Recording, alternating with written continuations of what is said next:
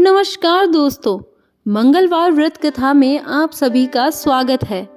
यह व्रत विशेष रूप से कर्ज से छुटकारा पाने के लिए, रोगों से मुक्ति, मानसिक शांति और सभी इच्छाओं की पूर्ति के लिए किया जाता है। इसे सुनने और करने से सभी कष्ट दूर होते हैं, जीवन में सुख समृद्धि आती है और भगवान हनुमान जी की कृपा प्राप्त होती है। तो चलिए शुरू करते हैं मंगलवार व्रत कथा। प्राचीन समय की बात है। एक गांव में रामदास नाम का एक गरीब किसान रहता था। वह बहुत मेहनती और ईमानदार था, लेकिन फिर भी उसके जीवन में परेशानियां खत्म नहीं हो रही थी। उसके पास जो थोड़ी बहुत खेती थी, उसमें भी नुकसान होता जा रहा था। कर्ज बढ़ता जा रहा था और परिवार को भरपेट भोजन तक नहीं मिल पा रहा था। रामदास बहुत परेशान रहने लगा।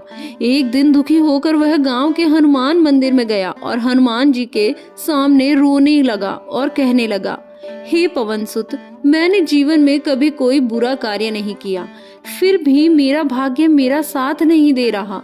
कृपया मेरी सहायता करें। वह पूरी रात मंदिर में ही रहा और हनुमान चालीसा का पाठ करता रहा। सुबह जब वह मंदिर से बाहर निकला तो वहां एक वृद्ध साधु मिले। साधु ने रामदास से उसकी परेशानी का कारण पूछा। रामदास ने अपनी सारी व्यथा कह सुनाई। साधु मुस्कुराते हुए बोले, हे पुत्र, तुम्हारी समस्या का समाधान है मंगलवार का व्रत। यदि तुम पूरे नियम से लगातार 21 मंगलवार तक व्रत रखो और सच्चे मन से हनुमान जी की उपासना करो तो तुम्हारे सभी कष्ट दूर हो जाएंगे। रामदास को विश्वास हो गया कि यह हनुमान जी का ही मार्गदर्शन है। उसने उसी दिन से मंगलवार व्रत रखना शुरू कर दिया। वह प्रातः काल स्नान कर हनुमान मंदिर जाता, वहां घी का दीपक जलाता, हनुमान चालीसा का पाठ करता और हनुमान जी को चोला चढ़ाता। फिर संध्या को कथा सुनता और व्रत का पारण करता। कुछ ही समय बाद चमत्कार होने लगे। उसकी खेती अच्छी होने लगी, कर्ज धीरे धीरे उतर गया, घर में खुशहाली आ गई, उसका स्वास्थ्य भी पहले से बेहतर हो गया। 21 मंगलवार पूरे होने से पहले ही उसकी सभी परेशानियां समाप्त हो गई। रामदास को विश्वास हो गया कि यह सब मंगलवार व्रत की हनुमान जी की कृपा ही है।